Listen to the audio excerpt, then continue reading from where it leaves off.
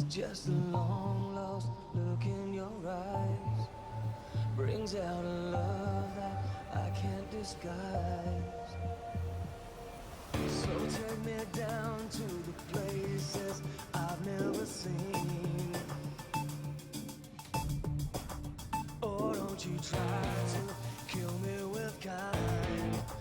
It's just your love that's driving me wild. Oh, from the dawn we rise, with the heart we cry, to the light we go, into the light we go. From the darkest night, from the fire inside, into the light we go, into the light we go, to the light we go.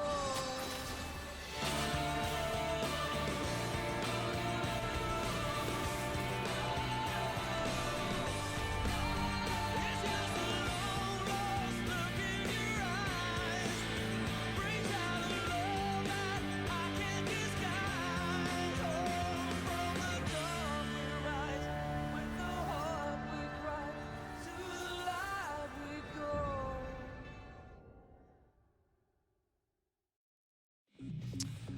Welcome back, LCK fans. We're here taking a look at some highlights of game number 1, SKT versus Jin Air. Went a bit faster than we were expecting, Papa. But it was so fun. There was so much happening in this game. You saw the approach from Jin Air. Delay, delay, delay. Cemented by the last pick, Orianna.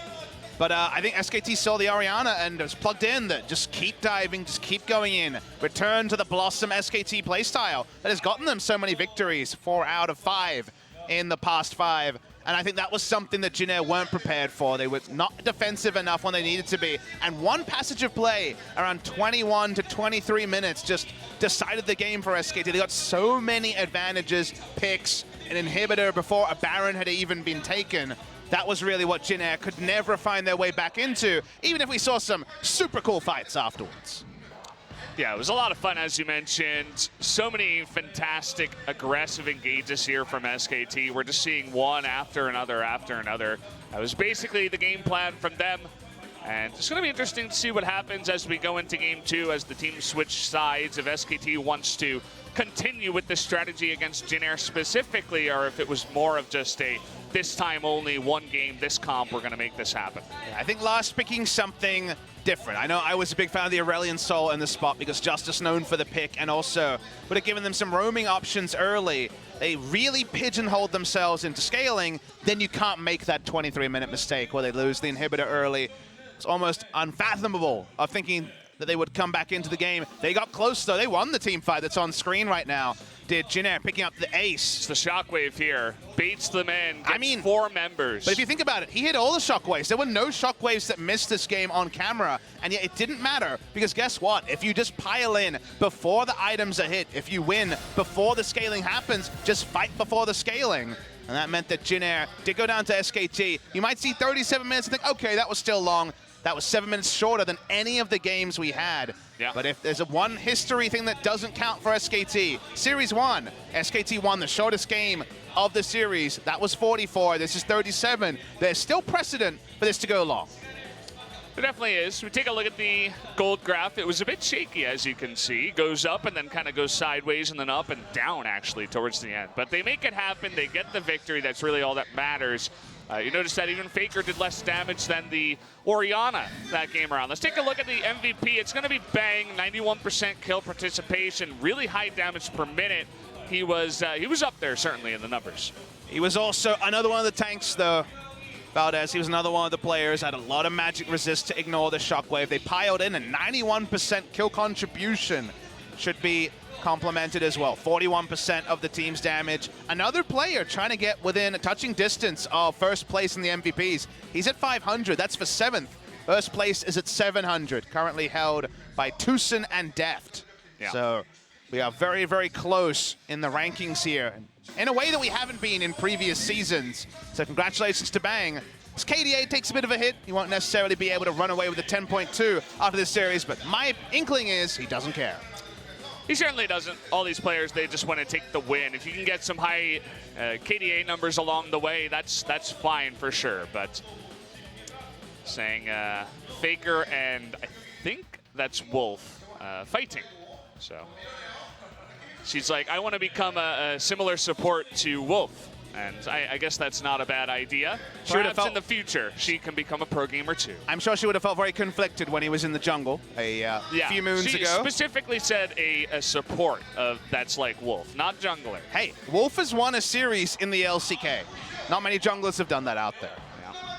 Today, let's follow the luck, I believe, of Untara.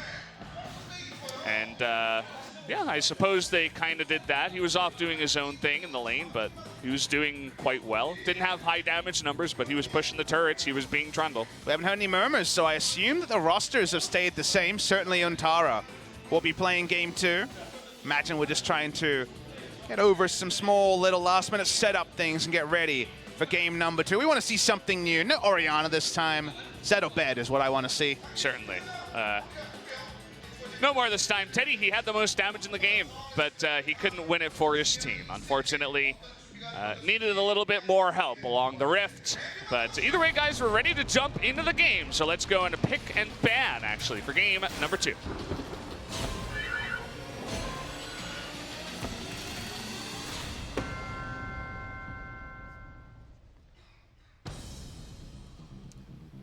Here we go. Jin Air on the blue side this time around. As I mentioned before, how are things going to change in terms of the pick and bans, or will they not change much at all? Will SKT go along that same mindset, or will Jin Air do the same? I find it very surprising to see Jin Air on both sides banning the Azir when it's Justice's most played champion this season. They seem to have a read that SKT will take it very early in the draft on the red side and ostensibly first pick on the blue side.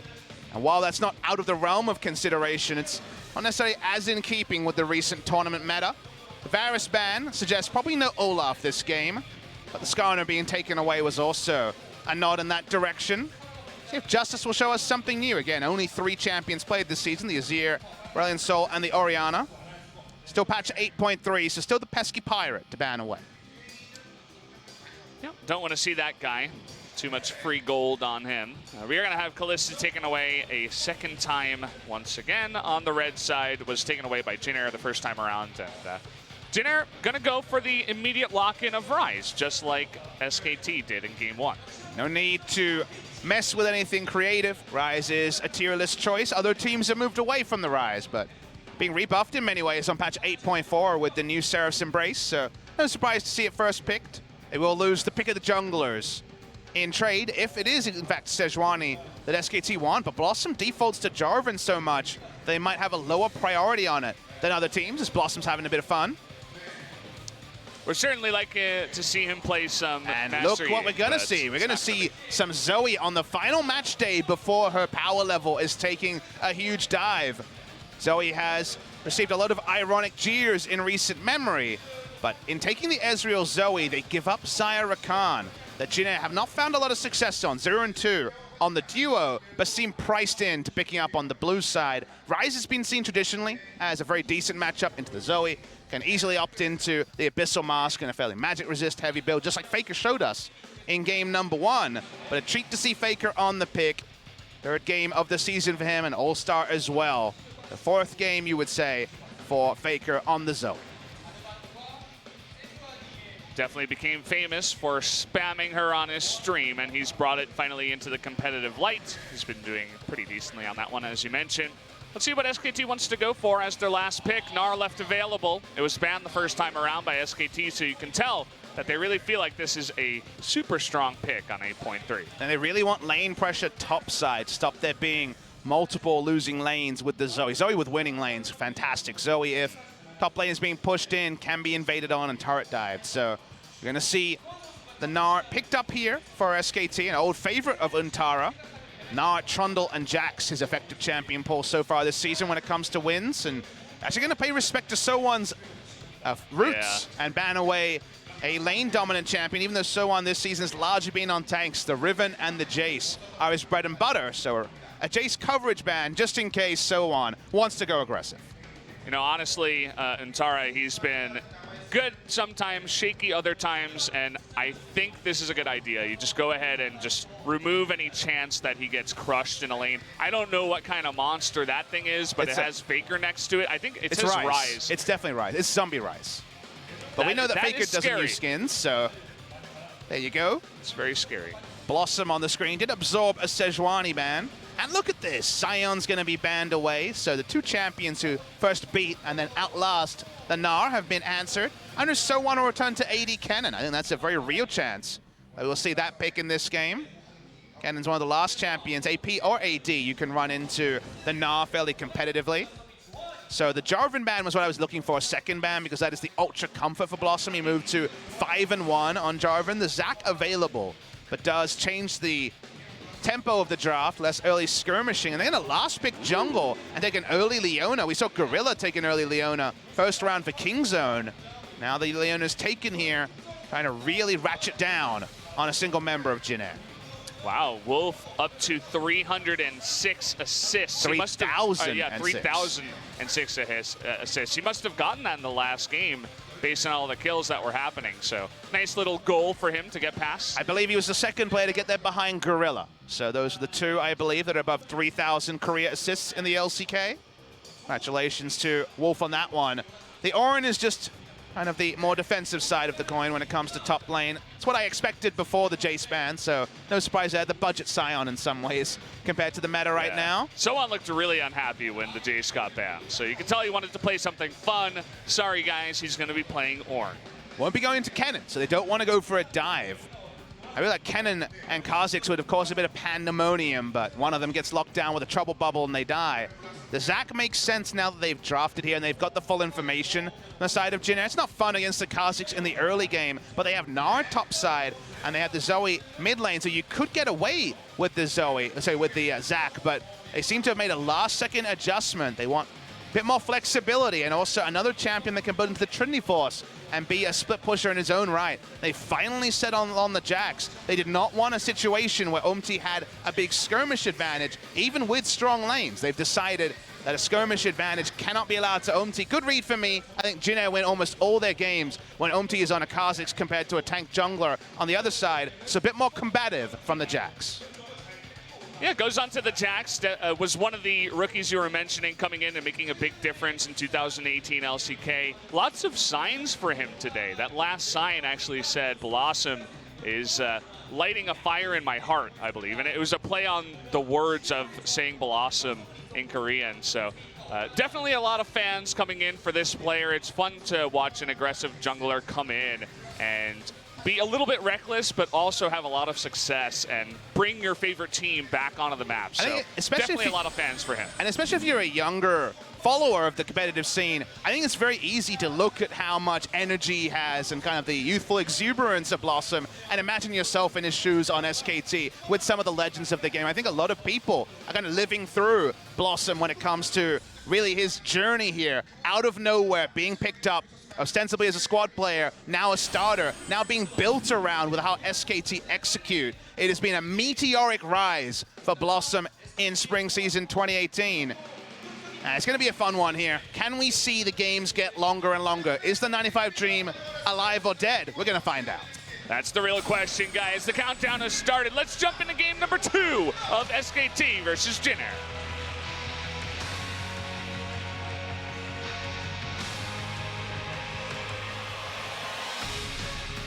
Just kidding. We do have a pause, guys. As you did see, Wraith was taking off his headset. We got you guys too excited. Put a KT roster on you. Seems like we're going to have some last-second adjustments here. We'll give you any updates if we receive them from our producer. Debated hardcore this time around. Been having fun with that today. As Sungke doing his job as well, kind of entertaining the crowd here with the pause. He is our Korean hype man, not the most famous Korean hype man. That would be Kasa Jun, of course, who has appeared on the English stream many times, but the SPO TV equivalent.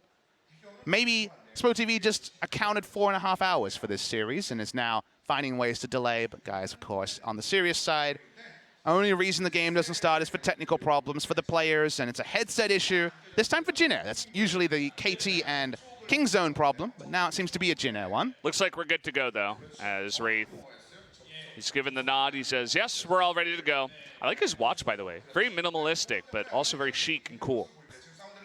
Are we gonna have we're gonna have your fashion segment here? Yeah, you know, I used to wear a watch all the time, but the band actually broke, and I've been very lazy for quite a while to fix it. But you're gonna walk over to Wraith, and he's on point with this faction. You're gonna ask about the Wraith watch, maybe get your own one, you know, copy his style. You know, it's pretty good. Would you say it's geek chic? Geek chic. Yeah. I don't know. Wraith doesn't really give off that geek vibe. He's kind of one of the cooler players we have here.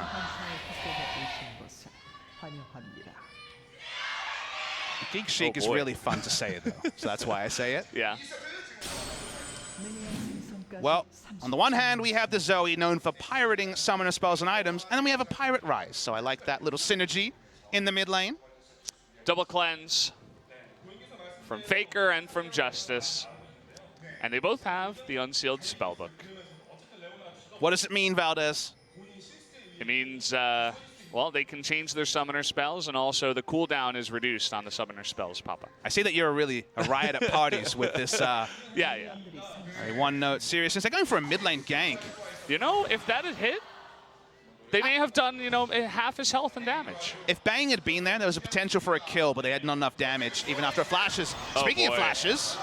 That's actually very unfortunate. Bang coming in later and gets caught. Nice little job there from Wraith to force the flash. There's always an answer when a team pushes up too far or looks for a level 1 play. We see very little level 1 action in the LCK these days, and in competitive play in general, which is disappointing.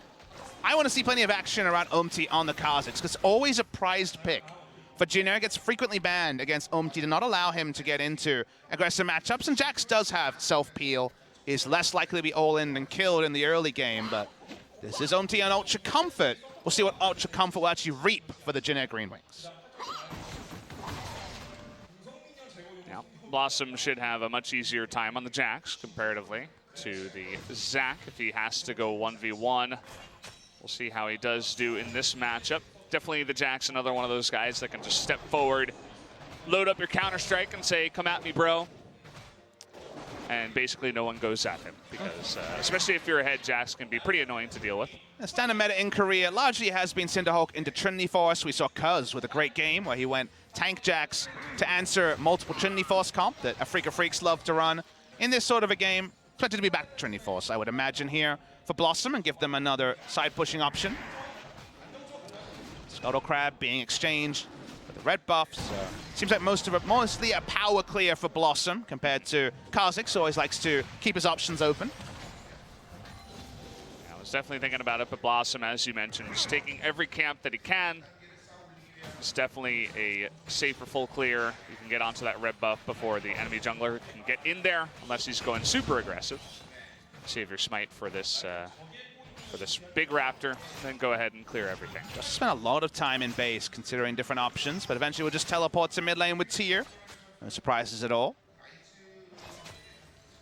We're watching the bot lane, where we'll see if Teddy and Wraith can find more success on the Lovers bot lane. Again, they've been touted as some of our best laners here, and certainly have had their moments, both Teddy and Wraith, but this exact duo, which usually does play to the strengths of players like Teddy and Wraith, so far has eluded any victories for the side of Jin Air. I do like the Leona pick, rather, into this bottom lane. You can link up the stuns one after another, 1, 2, 3, if you are clean, as Wolf is. He's very clean. We saw his Alistar playing game number 1, and would expect some of the same out of Wolf. Sometimes it's hard to lock down the Xayah, but definitely if the Rakan is missing some summoner spells, you can try to one-combo him down. Guys at home are wondering what the identities are here as the game scales on. SKT with Zoe and Ezreal. Very strong in the 4-1. They have Gnar, who's strong in the side lane. The fun thing for them is, my expectation is Trinity Force Jax also to potentially play around the top side if Baron is down in the late game. Is also a great split pusher in his own right. Because the Jax not very useful in the 4-man siege, kind of walks up and puts his Counter-Strike and threatens a leap strike. It's not much talking there. It's much more team fight from Jin Air as Blossom gets face-checked by UmTi. Yeah, he's going to have to ward hop away, but they're thinking about coming in here. Wraith is actually roaming on up, but in comes the Ryze, and down goes the Jax. First blood goes over to Justice. Blossom getting a little bit too deep. Nice of UmTi to be there as well. And just poor coordination with his lanes. Bang and Wolf were pushed in bot side, so Wraith's roam was not spotted. The instant cast CC helps in the mid lane. Blossom goes for a bit of a warding mission and gets the maximum punishment. Good job by Jin Air. See the replay here. You can see what Blossom wants to do. He wants to get information about the Raptors, put down the deep vision. He sees a Scuttle Crab and thinks, oh, lucky day. I'm going to get Scuttle Crab also to get full information about wards. Unfortunately for him, bot lane had entirely rotated. Leona was out of position to help because the lane wasn't expecting that level of aggression from their jungler. That has been the downside of Blossom, is that he's not as practiced, he's not as clean as previous SKT junglers have largely been when it comes to starting junglers for SKT. That means that there will be these moments in the early game where there's a very clear VOD review for Coma and friends to do, where it's like, okay, these are the reasons you couldn't do that, this is why you were punished. Largely his adaptations have been good, but there's always going to be moments like this that make you scratch your head a little bit. Yeah.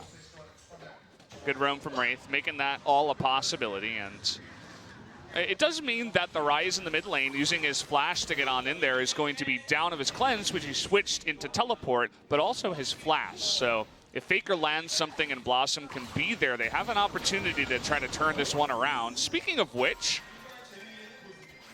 FLICKR doesn't have his Q back up. And also, Blossom less likely to be looking for too many aggressive plays with his own flash down. Take your point, but I think he'll be fine here, and FLICKR will take a long time to load up to the damage numbers he needs. FLICKR's been one of our few mid laners that is taking the stopwatch very commonly on a lot of champions. I think if you have the global taunt like FLICKR does, it's not the worst read.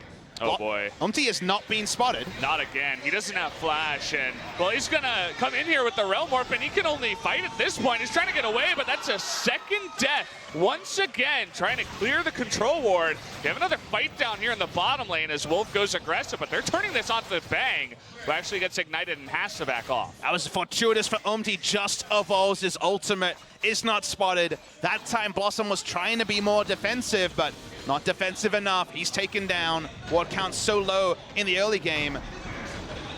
SoHwan gonna take an aggressive trade from Untara, but they're losing a lot of their lanes, and Untara now is gonna take a pretty deep chunk in the top side. Oh, this might be even a kill here. He doesn't have his leap up just yet. SoHwan getting close. He forces the flash out there. Of course, with the flash still available, no kill coming in, but a good trade from SoHwan. Yeah, it's really nicely done. There's windows when you play the Ornn where you actually have kill threat. The early game, the damage has not been nerfed on patch 8.3, and notice that SoHwan actually took a very big risk this game. He's gone Grasp of the Undying in the Gnar matchup. Every other time we have seen Ornn versus Gnar, because it's a range matchup, you don't expect to be able to proc the Grasp. You go for the Unsealed Spellbook and take Ignite early. This time he goes for the Grasp.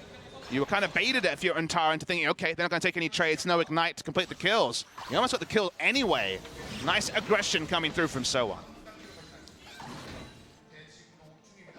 Just knowing what he can do, Untara just a little bit too aggressive early on.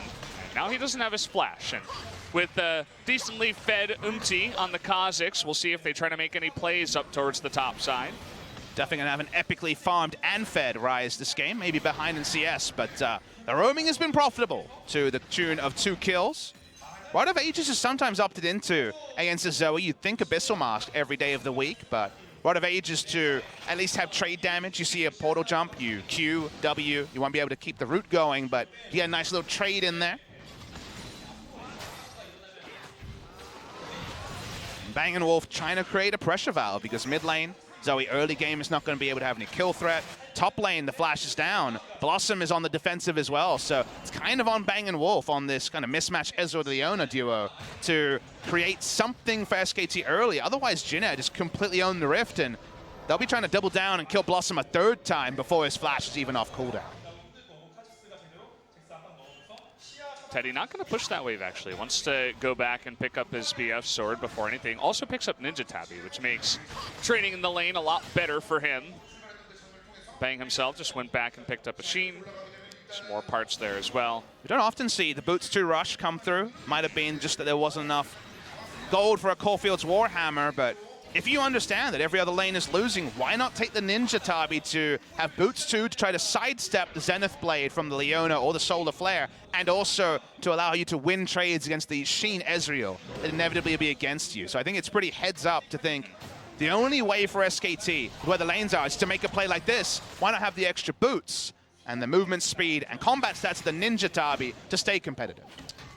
Trading ult for ult there. You can see that, or rather, Wolf is trying to make a play towards the mid lane now with Justice switching off the cleanse, but he was spotted on a very deep ward very early, and that's because UmTi has so much control right now in the jungle. He can get down wards like that. You can see the control ward near mid actually misses that deep ward, and so they back off, no kill comes in, and Wolf not able to make that incredible support play that he usually likes to do. Very different build from UmTi than we've seen recently. No boots and mobility rush, that is the big favorite. We often see Tracker's Knife into boots and mobility in competitive play and solo queue, just to abuse the R evolution first. Has gone for Warriors, so that means he has much earlier a lot of damage if he's able to gap close, and also a much greater ability to solo down the Mountain Drake. They haven't got a control ward on it, so the threat of the Drake going down is delayed. It does actually relieve pressure from laners, knowing that there's less angles the Kha'Zix can come out of stealth and really attack someone like FLICKR on.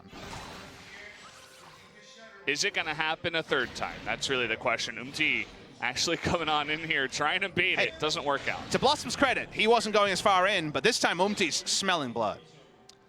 Level 8 to level 7. This time it's only one-on-one, but he's certainly going to push Blossom out of the river here.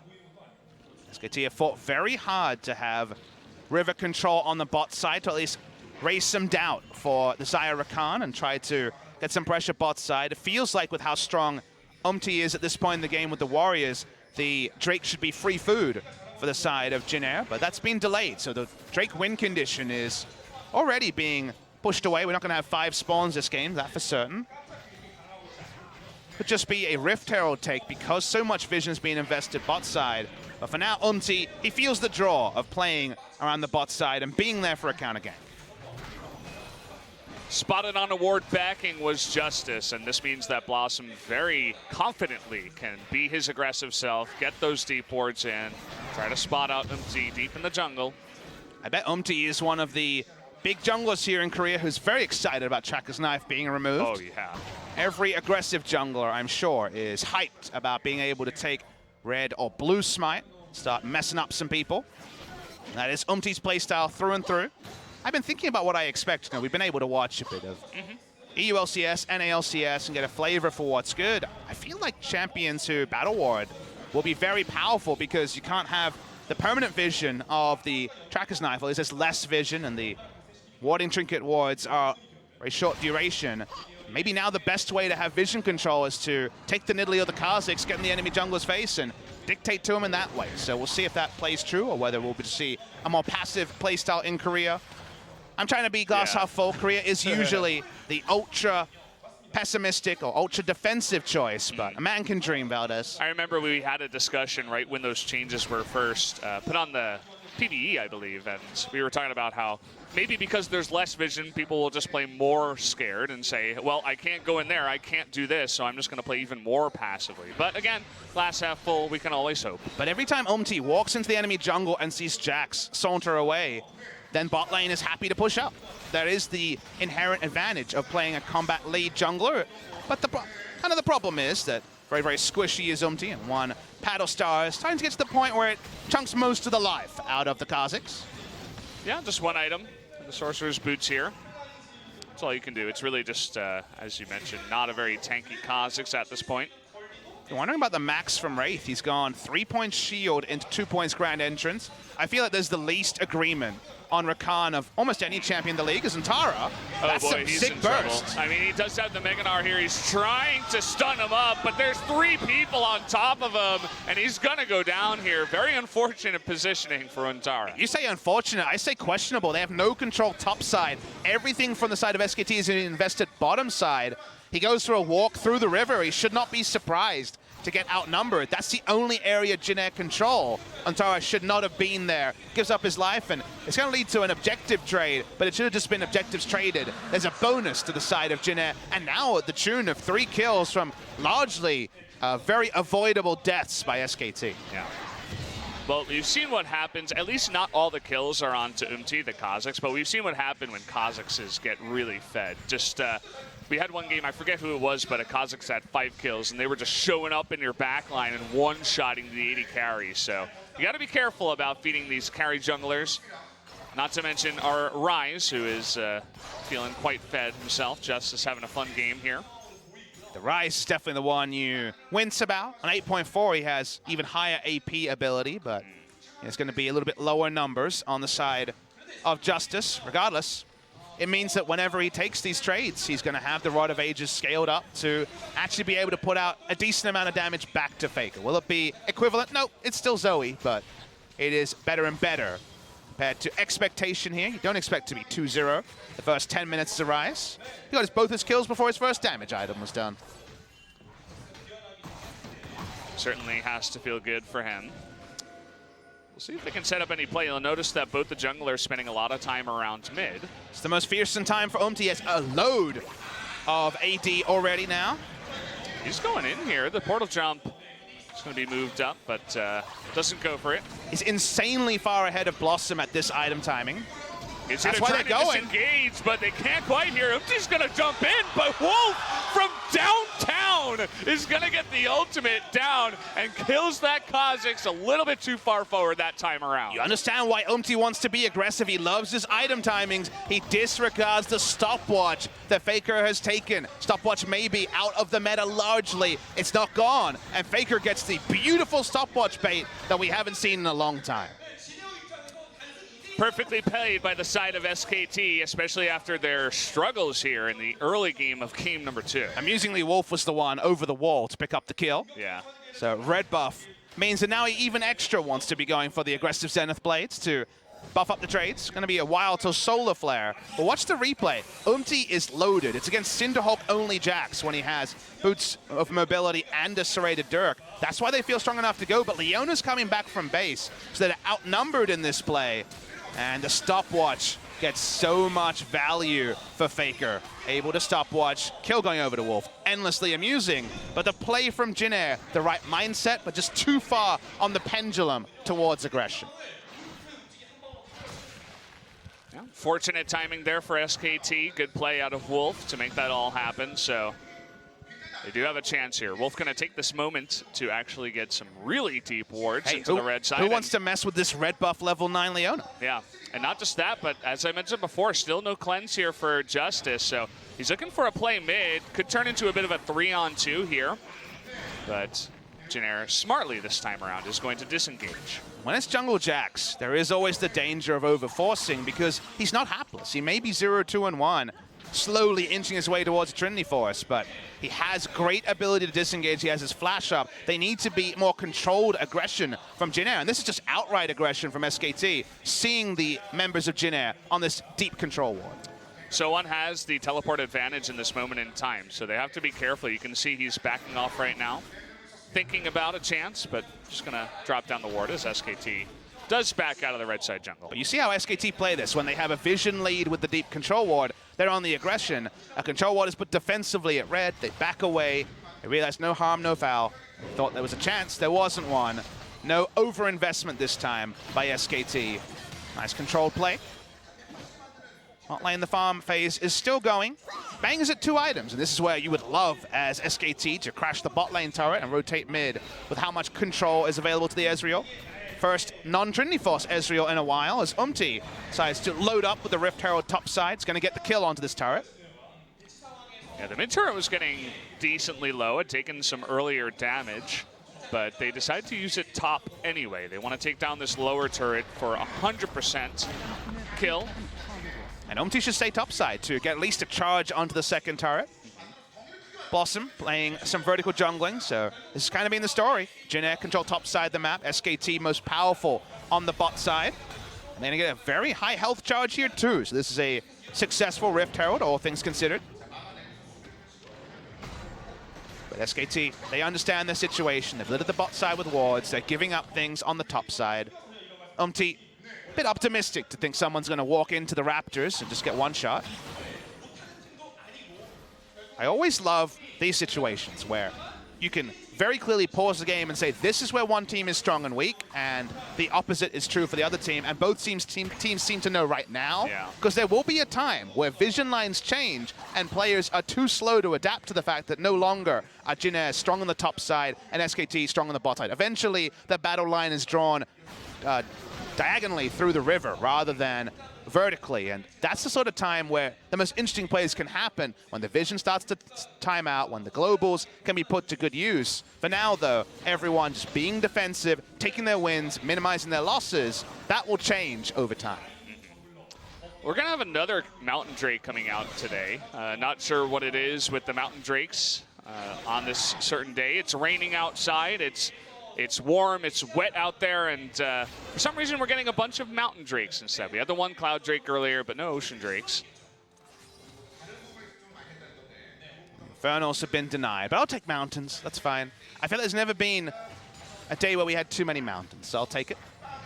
That is true. Ocean, Cloud, Infernal, I remember all those days. Every telecom war, instantly 3 Infernal Drake spawns.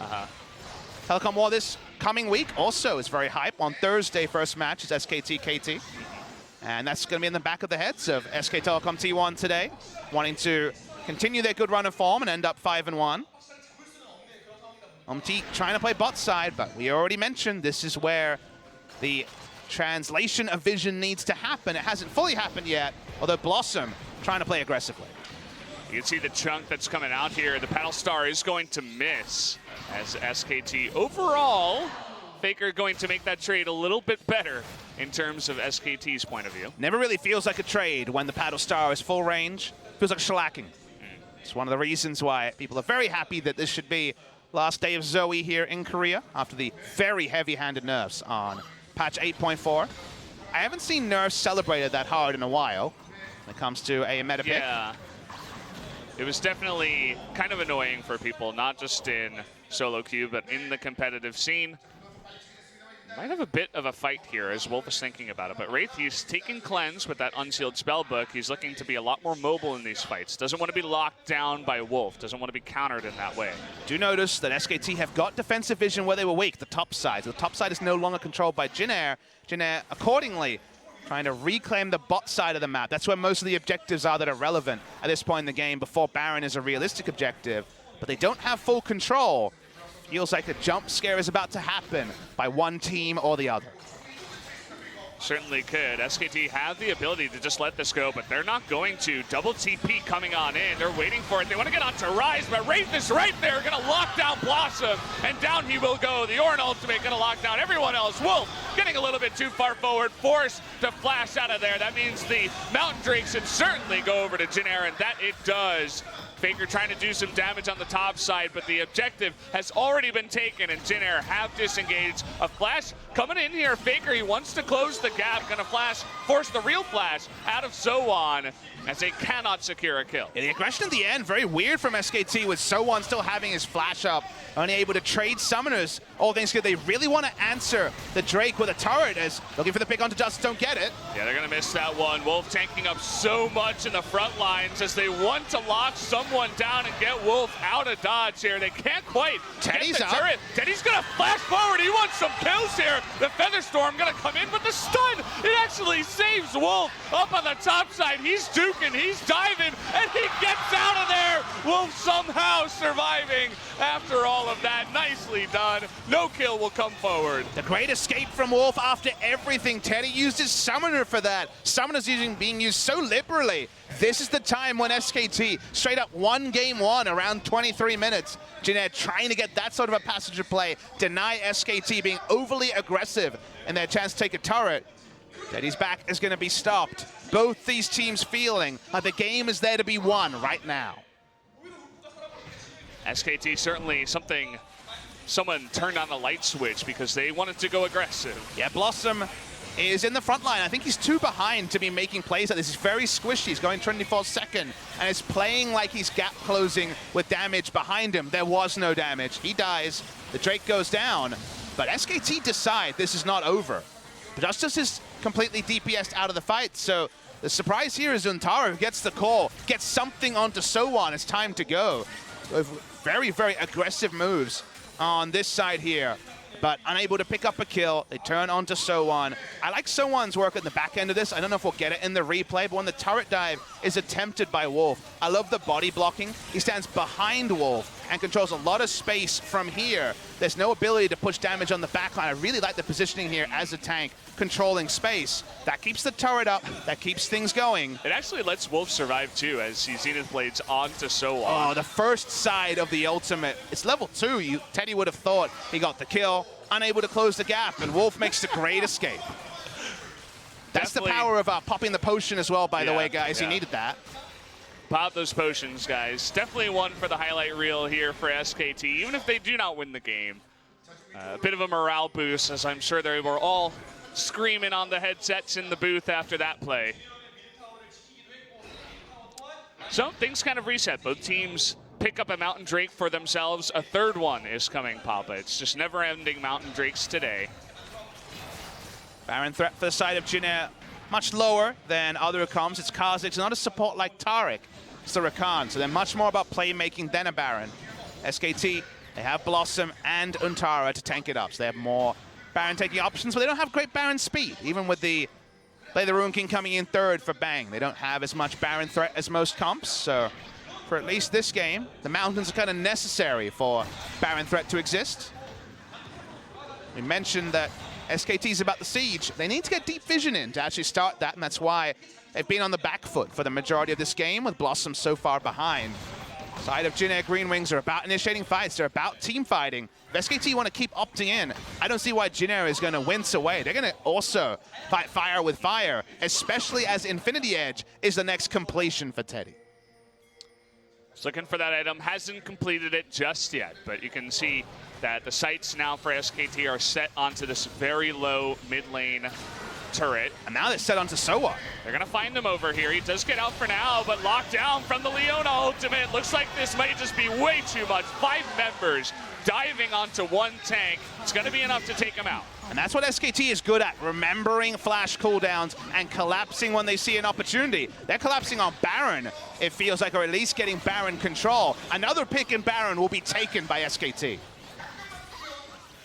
Certainly thinking about it. Too scared to go for it just now. 5 on 4, rather. But they are catching up. They get a pick. They get another turret now. They're building up that gold, catching up to Jin Air. Blossom really has to be careful. He's sitting at 0 and 3 and 2. Still doesn't have that Trinity Force, although he's working towards it now. And this is the passage of game where Leona is at its strongest, because Leona, after a big team fight, is deadly, because she has the ability to lock down from range and basically perma-stun whenever you know that basically all flashes are down on the enemy. At the time, SoHwan, I believe Wraith, Teddy's definitely were all down. That's when Leona walks up for the second round with her team, and a solar flare connects, and you're dead. SoHwan, the true tank, was taken out there, so able to do the damage when the Leona was at the highest bit of strength. Ultimate just used by SoHwan to delay the bot lane turret take by Gnar. Thankfully, FLICKR not tilted yet in this game, not going to be pushing too far. We've seen that happen from time to time, very rarely, but UmTi going to make sure that he clears out that wave here. Again, as I said before, that third Mountain Drake looming on the horizon, 20 seconds away. Looks like SKT a bit more prepared to take that one at the moment. Might be surprised to know. I mean, you can see it clearly on the screen, but if you think about it, that Kha'Zix went for W evolution second. We don't see that as much in Korea. My read is in this particular game with not that many face checkers, it's about actually being able to W into a brush and get the little temporary vision and information that for now is difficult. Wraith doesn't really want to be face checking. He doesn't have a lot of health. He only has the Zeke's convergence for extra tankiness, and Ornn isn't going to be grouped. So W evolution second on the Kha'Zix this game. It's all about just face checking and, of course, the incidental CC it provides in a fight. Yeah, it's a very big slow, especially if the target is isolated. I think it's about 80%, so definitely offers the potential for picking if someone like Blossom wants to get out of position again. And Wing a brush means not being picked by someone in there, so it's good on both sides. They can't face check that brush. They're not sure how many members are in there. Throw down a W, disengage. That's the playstyle right now for UmTi. Really didn't want to be pinched by Untara on the bottom side. They're going to start it up here, SKT. But Jin Air very aware of this. A ward right on top of that Mountain Drake. Looking to siege just a little bit with the help of FLICKR. Going to be landing this, but the engage from Wraith. He's going to get onto that back line. Blossom disappears, but they do get the Drake over to the side of SKT. But Jin Air, they say, hey, we take your jungle out. Let's go for Baron. Yeah, see if it does mean Baron. That's, of course, the first thought. Remember that Baron team needs SoHwan to be on it, and they don't have the turn ultimate available in terms of the Call of the Forge God. I think this is a very low chance of a Baron start with the comp from Jin Air, but baiting the Baron, that is, of course, a smart play. SKT very smart about it, though. They've got the non-committal. They got the non-committal check from the Ezreal. Ezreal's not worried. It's just one of those insurance things where there's an outside chance they ignore their comp and start the Baron. Not a realistic one, though. 3 items now finished on Teddy. The Zeke's convergence to buff up the Xayah damage. Xayah is at her greatest point of power. She's still good with more items. Right now, she is ripping through members of SKT, and when you go for a slow Trinity Force, something that we criticized Blank for doing on the Jax in past games, he is just going to die in a couple of autos from the Xayah. Yeah, definitely feels like one of those useless Jax games. It's not going to quite be the 612 damage, but it's going to be close. Get the replay here. Blossom caught in the CC, but is able to smite. Remember, can smite during CC, but not during suppression. Was able to use the smite there. 1-for-1, a Mountain Drake. Feels like the Mountain Drake won't be relevant in this game, but that's turning on Blossom again. Will be able to leap strike out of that one. And they were able to see Leona on the sweeper, so that's why not as much aggression from UmTi to try to finish the kill. Justice back to the side lane. 1-3-1 is still possible. It's not the winning 1-3-1 where you have Gnar Ryze. It's the budget 1-3-1 where someone can at least not lose a turret, but be there for a sick turret flank. Oh, sorry, TP flank later in the game. He's going to interrupt Untara. What a jerk. That's about all he can do. As we don't really want to take a look at that lane. It's a very short lane, by the way. None of the bottom lane turrets have gone down, so they're just going to be fighting in that small choke. Because it is Gnar versus Ornn, the Gnar can actually build for teamfight a lot more than most Gnar builds. When you see Gnar versus GP, you're priced in to build Phantom Dancer and damage. Just speaking of damage, there's that pick we were talking about, the slow coming down onto Blossom, but the counter-strike keeping him alive for long enough here to get away. the Gnar can have pressure on the Ornn with just 1 damage item, so you can go for teamfight tankiness. They're getting that pick damage. Wraith got chunked by FLICKR in that last fight, and so Jin Air couldn't fully engage. So we're talking about the chunking that the Xayah can do, though. We got a little foreshadowing of that, of things to come, as he just autoed once and did a lot of damage there. As the QSS to at least stop the trouble bubble, or even the first solar flare from being enough, but Leona's kit has so much that's usually not enough to fully disengage. Blossom gets chunked out again.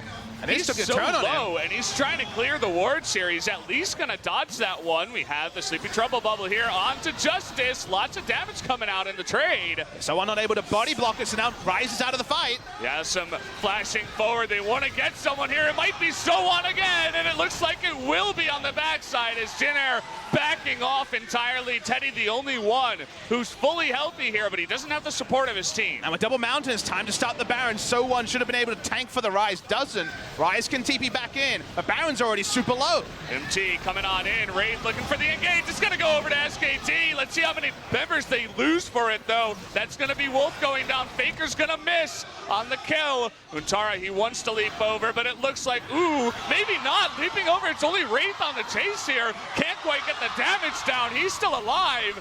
And now Bang trying to push him back. They're all going to survive on the back. Only Wolf goes down for the Baron. Jin Air gets greedy. Justice thinks he's got the 1 kill, and once more, they're not able to pick up enough to punish the Baron Tate. Great decisive Baron call with the double Mountain and the control ward on the objective. Kha'Zix was never going to be there in time. Well played by SKT, and Jin Air playing with their food at the end. It was served up to be 2 to 3 kills. It only ends up being 1. Well, let's take a look at the replay here. You can see Blossom, he's so low but clearing wards, but so much stuff is dodged here. So 2 down moments for SoHwan. Missing the ult, we're not going to talk about that, that's fine. He went for the shot, missed it. Should have been able to tank for Justice here, doesn't interrupt it, and then also his flash is late when the solar flare comes in. Because of that, Justice is out of the fight, there's nothing he can do. And then from here, solar flare is going to hit, the flash is late. Would have been spamming it earlier, but the duration was too long. And there, SKT make the smart Baron call. Didn't have a fantastic Baron team, but double Mountain allows you to cheat. and they knew it was a 5v4. By the time Ryze came in, the Baron was down. And now SKT have Baron with a Siege comp, have Baron with Zoe and Ezreal. And that's a pretty big headache for the side of Jin Air to have to respect. Yep, definitely a very comfortable position for SKT now. It was a bumpy ride early on in Game 2, but they finally made it to their destination. We'll see if they can bring it all the way and what they can get from this Baron. Certainly have a lot of pressure, double Mountain, plus the Baron. So far, Blossom, he's just turned into the bait of this team. He's trying to bait everybody of Jin Air into a bad position, counter-strike, maybe get a stun, and then just barely survive. Let's see if he can do it again. Well, he's going to take free damage because he was in wards for a long while. It's a lot of standing gold for SKT to pick up. There's only been a single turret on the Rift picked up by them so far. Wolf doesn't have the Baron, so isn't able to get any extra damage in. So for now, the delay, the Baron buff power play, only representing the gold so far. Can't push past SoHwan, who's doing his best Sion impression on the Ornn. So far, this is a pretty sick Baron defense by Jin Air. SKT, they were thinking about pushing bot with that big wave, but I think they wanted to buy some items and then prepare for Elder here. Definitely have a decent Elder with 2 Drakes taken so far, but they go back. They lose a little bit of... Oh, Bang's trying to go 1v1 here onto Justice. The ultimate is going to come down, but they can't quite fully engage. Justice has so many shields on the backside, but they push him out, and they also get that top turret. And the first part is what I want to talk about. They push out a Ryze who has no lifesteal against an Ezreal that lifesteals to full instantly. The Ryze has no teleport either. The timing of the Chunka is why Bang took what looked like a risky trade on paper. It gets them a lot of advantages as a team, because Ryze is out of this next fight for a little while, and SKT at least gets a lot of control around the Elder. They certainly do, but the Ryze is now going to be back. Oh boy. That was extended range. Yeah, now it's Wraith that's out of this one, so they don't have the engage from the Rakan. It looks like it will be all up to a steal, but actually UmTi might have his life stolen away from him as he goes down. A little bit too optimistic on that one. Can't get the steal, and he loses his life. Channeling the first 10 minutes of the game where he could have been that aggressive around Blossom. Game has changed, UmTi, and sadly, you have not evolved with it. Too far behind. Was always going to be coming out of vision. SKT dot their I's, cross their T's, take a bot lane out of turret, and get their first meaningful gold lead of the first 35 minutes of the game. You can see that bumpy ride they had to endure to get here, but they finally made it. The Knight's Vow going to be put onto Teddy in hopes that he can carry once again, but we've seen many games like this where Jin Air, they rely a little bit too much on the one player and it doesn't exactly work out. And now that they're in this position, not looking too good for them. It's also a ranged champion giving the Knight's Vow buffs only half effectiveness onto Teddy, only 6% of the damage reduction. So while it's of course appreciated and there's plenty of items loaded onto Teddy, I think what you're alluding to seems pretty on the ball, Valdez. It feels like it'll be in vain for Teddy this game, who so often has unbelievable farm numbers and even 3 kills.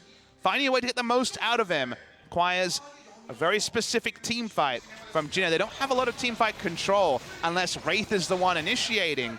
If he's initiating, you worry about the safety of Teddy in the backline. You certainly do.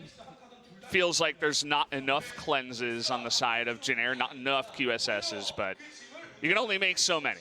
And everybody that needs one certainly has one at this point. I suppose the Ryze could use one, but working on some other items, wants to be his own kind of fountain laser. And someone needs to do damage, so yeah. There's always that trade-off when it comes to QSS. 2,600 gold spent on it this game, so actually makes the implied lead a little bit larger.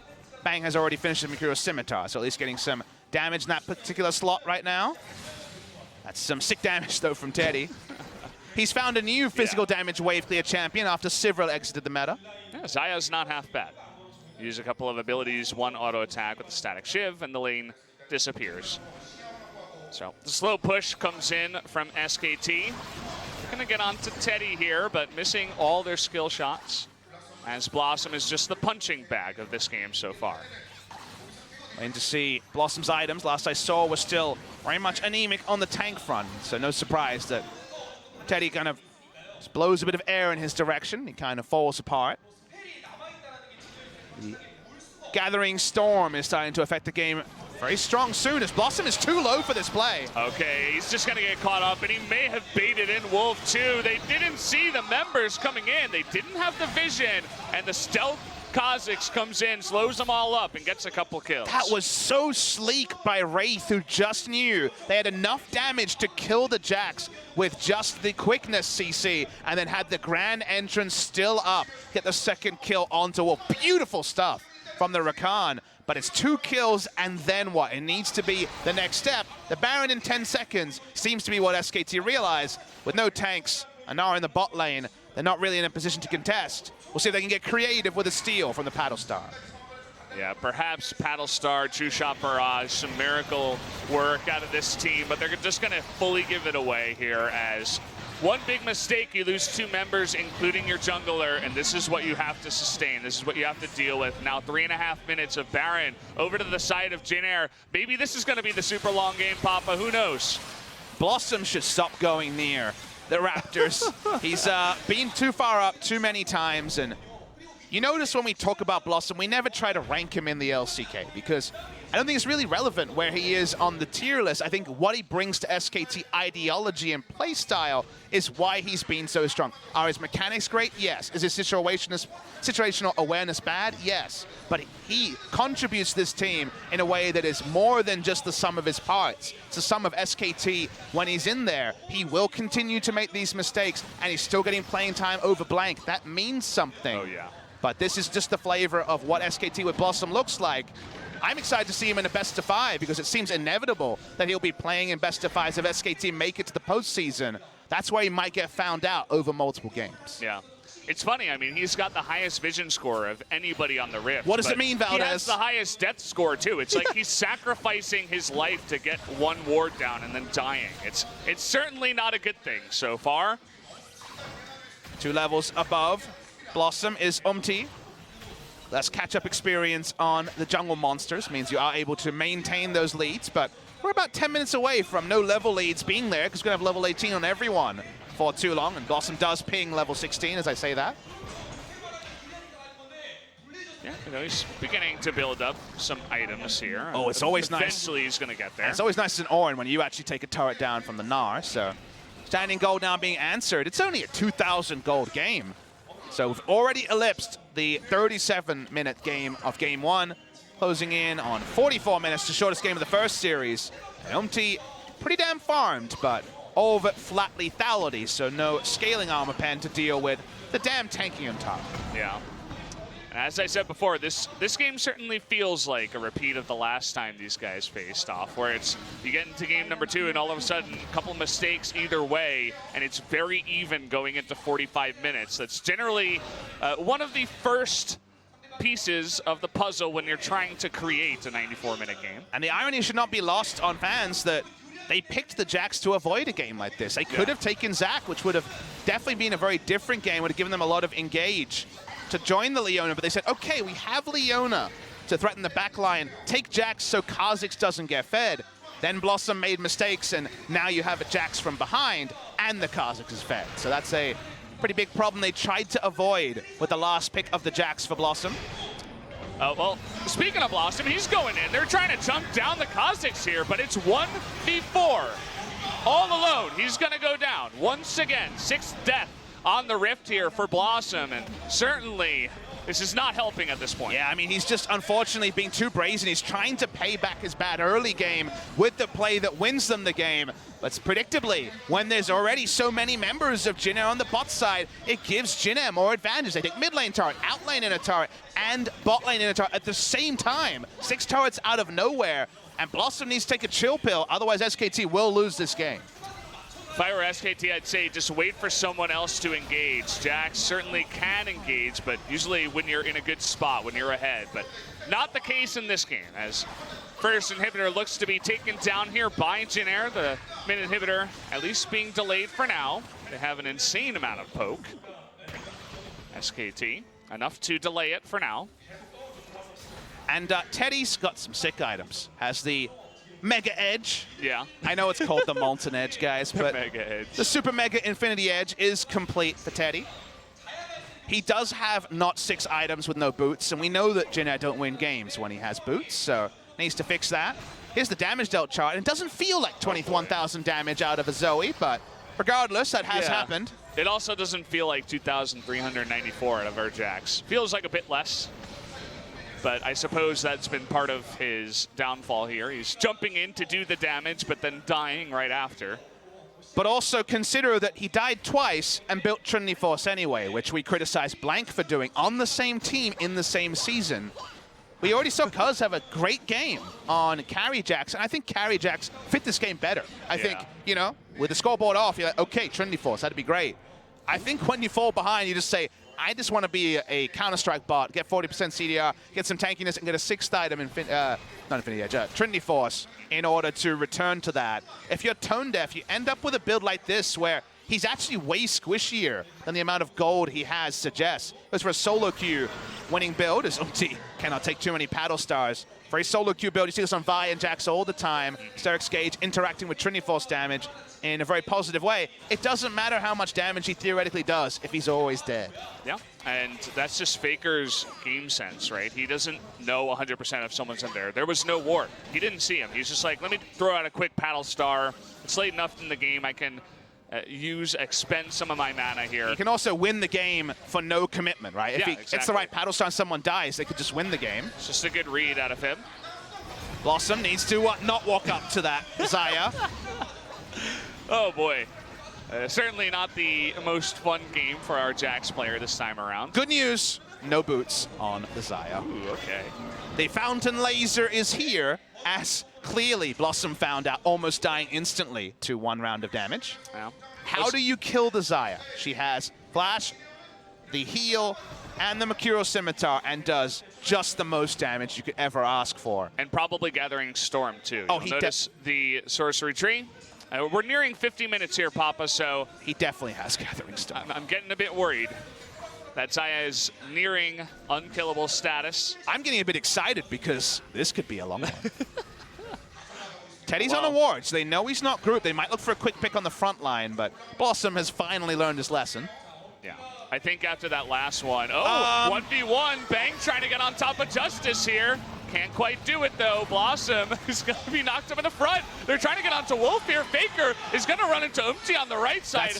Has to Zhonya's. Can he actually take him out here? And UmTi looks like he might have gotten into the bad situation. Baits himself into that one. Gets taken out. At the worst possible time as Baron is about to spawn. UmTi assassinating FLICKR's Kassadin in the 94-minute game is how Jin Air won. In this game, it was unnecessary from him, but Jin Air trying to go topside. They know Elder's going down. Without Smite, they're trying to roll the dice. Yeah, not a bad idea here. They have a Mountain Drake of their own. Trying to finish it here. Yeah, looks like they should be able to. No steal from the Leona this time. Realm Warp gets everybody out of there. They're trying to engage, They're trying to chase. They're going to keep chasing. They're going to keep chasing. They don't want to allow recalls. They're coming on in. FLICKR's going to rejoin up after going back to base. Here we go. Bang and Wolf getting close. SoHwan not in the greatest position. They're going behind the turret here. This might be Blossom's moment to shine. The Counter-Strike coming in.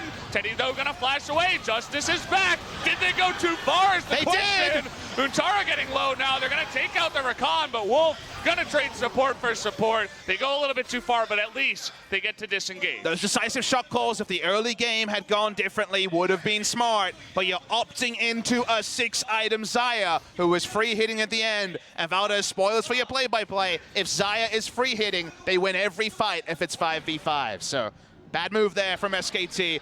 I like the optimism of the turret dive, but the moment they got the flash from Teddy, they realized their exit strategy was not as well formed as their entry strategy. Yeah. So in the end, it turns out to be a 1-for-2 trade in the turret dive, but they get the flash. Worth it? I don't really know. You know, Jin Air, it takes them a long time to group up with the Baron minions and get in here before the members can spawn.